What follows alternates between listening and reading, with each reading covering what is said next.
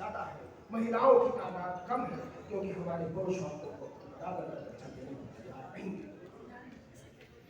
इस संसार में मैं हमेशा कहता हूं और बार बार कहता हूं कि इस पूरे संसार में जितनी भी खूबसूरत चीजें हैं, साफ हवा है, पानी है, फूल है, झरने हैं, बागीचे हैं, शांति है, वो सब के सब केवल और केवल औरतों की वजह से है। और जितनी भी खराब चीजें हैं, युद्ध है, अशांति है, भूअरता है, गंदगी है, बेईमानी है, उचक्कापन है, उसके लिए सिर्फ और सिर्फ भक्त जिम्मेदार है, उनका अहंकार है। हमको समझना पड़ेगा, हमको बराबरी के दायरे का विस्तार करना पड़ेगा।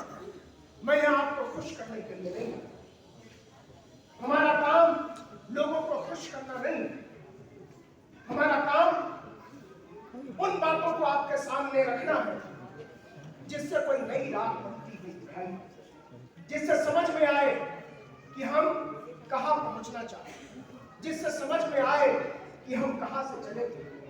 इसलिए आखिर में मेरे भाई, मेरी माओ, मेरी बहनों, मेरे साथियों, सिर्फ इतना कहना चाहता हूं कि जरूरी नहीं है कि हम सत्ता हासिल करें, जरूरी है कि हम समझदारी हासिल करें, जरूरी है कि हम विचार हासिल करें।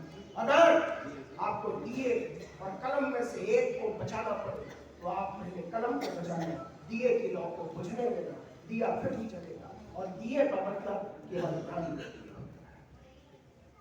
ये तमाम बाबाओं की कतारें जो लग रही है, वो इस देश के संविधान के खिलाफ, वो समानता, न्याय और बंधुत्व के विचार के खिलाफ। इस पूरे देश में किसी का भी काम किसी भी बाबा के बिना चल सकता है। घंटा बाबा, झुमटा बाबा, चमटा बाबा, कंप्यूटर बाबा, फला बाबा, चिला बाबा, किसी भी बाबा के बिना चल सकता है।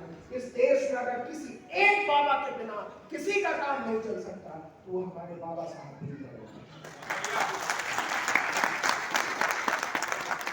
इसलिए तमाम बाबाओं को खारिज करो ताकि हमारे इकलौते बाबा को बचाया जा सके। इसके अलावा अपने आप को बचाने का, इस देश को बचाने का, समानता, न्याय और बंधुत्व के विचार को बचाने का कोई रास्ता नहीं है।